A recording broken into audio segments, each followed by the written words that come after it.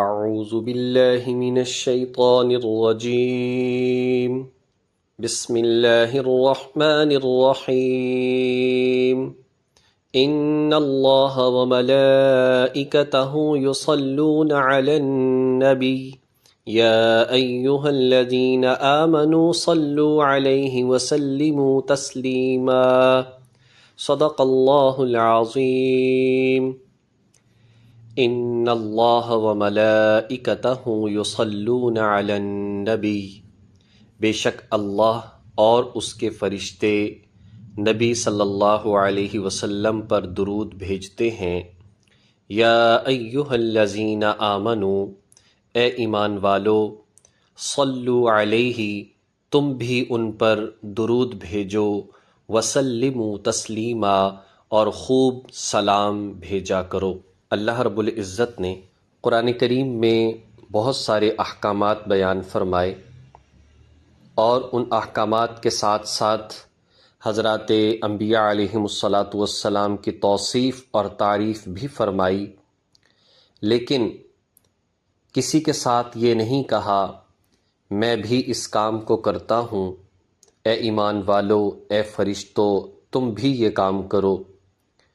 لیکن قربان جائیے سید الکونین حضرت محمد مصطفیٰ صلی اللہ علیہ وسلم کے، کہ آپ کو یہ اعزاز حاصل ہے کہ جب درود و سلام کا ذکر آیا تو پہلے اللہ نے اس کی نسبت اپنی طرف فرمائی کہ میں اس کام کو کرتا ہوں، پھر اپنی نورانی مخلوق فرشتوں کی طرف فرمائی کہ فرشتے بھی یہ کام کرتے ہیں، اور پھر ایمان والوں کو بھی حکم دیا اے ایمان والو، تم بھی نبی علیہ السلام پر درود و سلام بھیجا کرو۔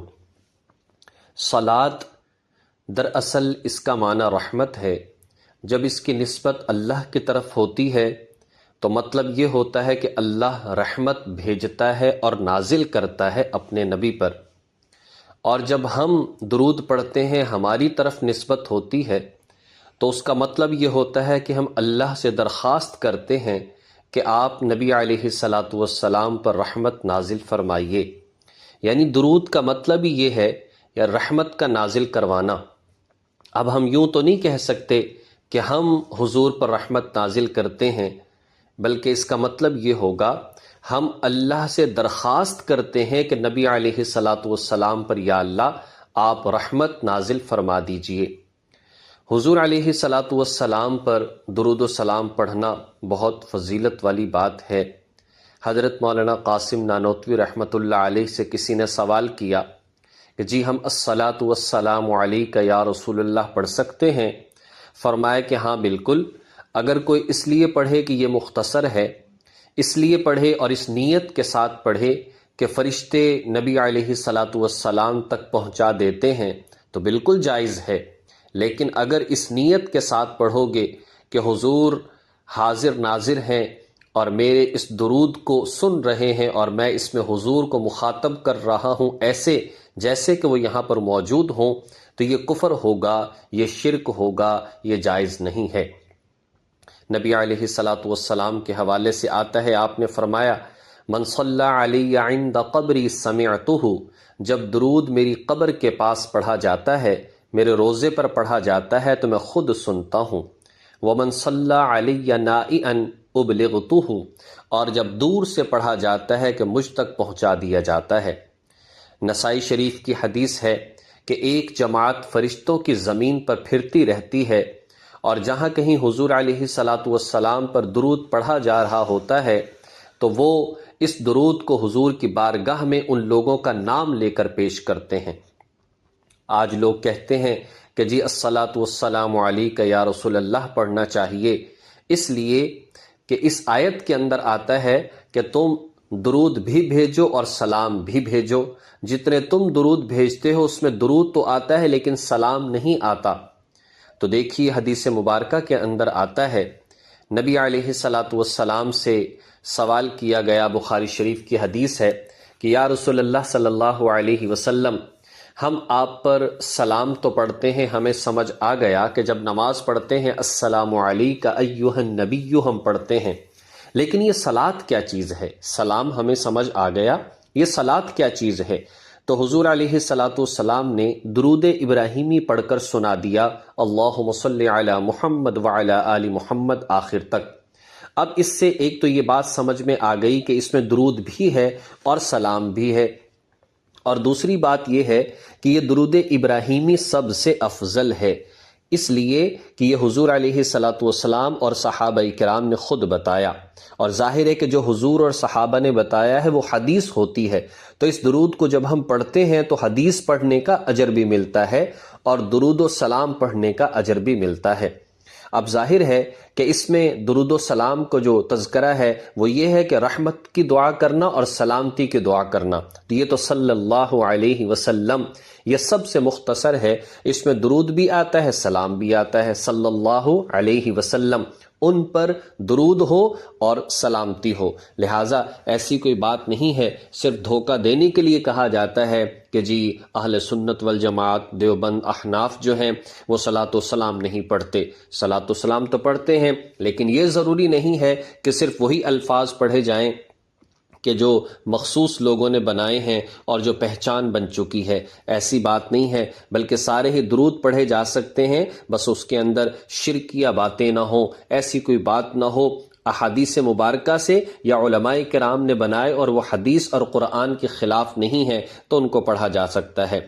درود و سلام بڑے فضائل اور بڑی برکتیں ہیں اس کی۔ نبی علیہ الصلاۃ والسلام نے فرمایا جو مجھ پر ایک مرتبہ درود بھیجتا ہے اللہ اس پر 10 رحمتیں نازل فرماتا ہے، 10 چھوٹے گناہ معاف فرما دیتا ہے، 10 نیکیاں اس کو ملتی ہیں، اللہ تعالیٰ اس کے درجات بلند فرما دیتے ہیں۔ ایک اور حدیث میں آتا ہے جو شخص مجھ پر درود بھیجتا ہے، جو جتنا زیادہ پڑھتا ہے وہ کل قیامت کے دن اتنا ہی زیادہ مجھ سے قریب ہوگا۔ ایک اور حدیث کے اندر آتا ہے، فرمایا کہ جمعے کے دن درود کثرت سے پڑھا کرو، اس لیے کہ یہ درود تمہارا میرے اوپر تمہارا نام لے کر پیش کیا جاتا ہے۔ اور پھر ہم دعائیں کریں تو اس کے اندر بھی درود و سلام کے بغیر اپنی دعاؤں کو نہ پڑھیں۔ نبی علیہ الصلاۃ والسلام کے سامنے ایک صحابی آئے، انہوں نے 2 رکعتیں پڑھیں اور دعا کرنے لگے۔ حضور نے فرمایا کہ او فلانے، تم نے اپنی دعا کے اندر جلدی کی، تم نماز پڑھو، اس کے بعد اللہ کی حمد و ثنا کرو، پھر مجھ پر درود پڑھو اور پھر دعا مانگو۔ اور حدیث میں آتا ہے کہ دعا اس وقت تک معلق رہتی ہے جب تک حضور پر درود نہ پڑھا جائے، جب درود پڑھتے ہیں تو دعائیں قبول ہوا کرتی ہیں، اور درود و سلام پڑھا جائے پھر دعائیں مانگی جائیں، ایسا ہو نہیں سکتا کہ انسان کی دعا جو ہے وہ قبول نہ ہو۔ جہاں تک اس میں دیکھا جائے مسائل کی بات ہے، نبی علیہ الصلاۃ والسلام پر درود و سلام پڑھنا، اس حوالے سے اگر حدیث منبری کو لے لیا جائے، رمضان کا مہینہ ہے، مسجد نبوی ہے اور صحابہ کرام موجود ہیں، حضور نے ایک سیڑھی پر قدم رکھا، آمین فرمایا، دوسری منبر کی سیڑھی پر قدم رکھا، پھر آمین کہا، تیسری پر قدم رکھا، پھر آمین کہا۔ صحابہ نے پوچھا حضور دعائیں کرنے والا کوئی نہیں، آپ نے آمین کیوں کہا؟ تو ارشاد فرمایا جبریل تشریف لائے اور انہوں نے کہا جس کے والدین زندہ ہوں ان کی خدمت کر کے کوئی جنت حاصل نہ کر دے وہ ہلاک ہو جائے۔ میں نے کہا آمین، یہ تو بڑا مختصر سا راستہ ہے جنت میں جانے کا۔ اور پھر اس نے کہا کہ جس کے زندگی میں رمضان کا مہینہ آئے اپنی بخشش نہ کروا لے ہلاک ہو جائے، میں نے آمین کہا۔ اور تیسرا فرمایا کہ جب آپ کا نام لیا جائے آپ پر کوئی درود نہ پڑھے تو وہ ہلاک ہو جائے، تو میں نے آمین کہا کہ کون سا بدبخت ہوگا جو اللہ سے رحمتیں نہ لینا چاہے۔ اس حدیث کو دیکھا جائے تو وعید بھی بتا دی، اسی لیے فقہاء کرام نے فرمایا درود و سلام زندگی میں ایک مرتبہ پڑھنا فرض ہے، اس لیے کہ آیت کے اندر بھی حکم کیا ہے، صلو علیہ، درود پڑھو، تو ایک مرتبہ زندگی میں درود حضور پر پڑھنا یہ فرض لازم اور ضروری ہے۔ دوسرا یہ ہے کہ جو مجلس ہو وہ آدھے گھنٹے کی ہو، وہ 1 گھنٹے کی ہو، جتنی مرتبہ حضور کا نام لیا جائے ایک مرتبہ کم از کم پڑھنا صلی اللہ علیہ وسلم یہ واجب ہے، اور ہر مرتبہ آہستہ آواز سے دل کے اندر یا زبان سے آہستہ پڑھنا افضل اور بہتر ہے۔ اور یاد رکھیں جب ہم نے درود لکھنا ہو تو سلام نہ لکھ دیں، صرف صاد نہ لکھ دیں، بلکہ پورا صلی اللہ علیہ وسلم وہ لکھنا چاہیے۔ جیسے پڑھنا پورا ضروری ہے اسی طریقے سے ہمیں لکھنا بھی مکمل چاہیے۔ بہت ساری برکتیں ہیں۔ حضرت خواجہ بختار الدین کاکی رحمۃ اللہ علیہ، ان کا جب نکاح ہوا تو ایک درود کا معمول تھا، لیکن اس کے اندر کچھ کمی آ گئی، تو پھر 3000 مرتبہ روزانہ رات کو درود پڑھا کرتے تھے۔ کمی آ گئی، کسی بزرگ کے خواب میں نبی علیہ الصلاۃ والسلام آئے اور کہنے لگے خواجہ بختار الدین کو یہ بات کہہ دو کہ آپ کا جو تحفہ آیا کرتا تھا وہ مجھ تک نہیں پہنچ رہا۔ فوراً ان کو بتایا گیا تو فوراً احساس ہوا، توبہ کی اور اپنا معمول دوبارہ سے شروع کر دیا۔ حضرت امام سفیان ثوری رحمۃ اللہ علیہ فرماتے ہیں، ہم حرم ایک حج یا عمرے کے موقع پر تھے، وہاں پر ہمارے ساتھ ایک نوجوان تھا، اس کے والد کا انتقال ہو گیا، اور اس کے والد کا انتقال ہوتے ہی چہرہ سیاہ پڑ گیا، بس اسی پریشانی کے اندر تھے، لیکن اچانک اللہ کی طرف سے کرنا ایسا ہوا، اسی انتظار کے اندر تھوڑی سی آنکھ لگ گئی اس کے بیٹے کی۔ خواب میں کیا دیکھتا ہے؟ ایک خوبصورت پر رونق اور نورانی چہرے والا شخص آتا ہے، وہ ان کے چہرے پر، ان کے والد کے چہرے پر ہاتھ پھیرتا ہے اور وہ چہرہ چمکنے لگتا ہے۔ پھر پوچھتے ہیں بھئی تم کون ہو؟ میرے باپ کے ساتھ تم نے بھلائی کی؟ کہا جی کہ یہ وہ شخص ہے جو مجھ پر درود پڑھا کرتا تھا، اس درود کی برکت سے اس کے چہرے کو روشن کر دیا گیا۔ میری آنکھ کھلی، میں نے دیکھا تو واقعتاً میرے والد کا چہرہ جو ہے وہ سفید تھا اور روشن تھا۔ میں نے پوچھا امام سفیان ثوری سے کیا معاملہ ہے؟ کہا جی کہ کچھ اعمال ایسے تھے جن کی وجہ سے چہرہ سیاہ پڑ چکا تھا، لیکن حضور علیہ الصلاۃ والسلام پر درود پڑھنے کی برکت سے اللہ تعالیٰ کی ذات نے اس کے ساتھ اچھائی اور عافیت والا معاملہ فرمایا اور چہرہ بھی نورانی بنا دیا۔